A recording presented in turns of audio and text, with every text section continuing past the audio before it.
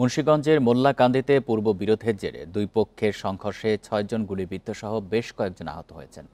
গত রাত ৮টার দিকে মুন্সিকান্দি এলাকায় এই ঘটনা ঘটে। পুলিশ ও প্রত্যক্ষদর্শীরা জানায়, স্থানীয় ওয়াহিদ মোল্লা ও উজির আলী গ্রুপের মধ্যে পূর্ব বিরোধের জেরে সংঘর্ষ বাধে। এ সময় গোলাগুলি ও বেশ কয়েকটি ককটেল বিস্ফোরণের ঘটনা ঘটে। এতে উভয় পক্ষের বেশ কয়েকজন আহত হন। আহতদের উদ্ধার করে মুন্সিগঞ্জ জেনারেল হাসপাতালে পাঠানো হয়। এদের মধ্যে ৪ জনকে উন্নত চিকিৎসার জন্য ঢাকা মেডিকেল কলেজ হাসপাতালে পাঠানো হয়েছে। একটা অটোর সাথে কয়েকজনের গায়ের সাথে ধাক্কা লাগায়। এই ঘটনাকে কেন্দ্র করে অটোর গ্লাস ভাঙে। তো ওইটা নিয়ে আজকে তাদের মুন্সিগঞ্জ স্কুলের পাশে স্কুলের এখানে বসার কথা ছিল। তো সন্ধ্যার পরে ৮টার সময় দুই পক্ষের মধ্যে ওই পূর্বের অটো ভাঙার বিরোধকে নিয়ে দুই পক্ষের মধ্যে হাতাহাতি এবং মারামারির ঘটনা ঘটে।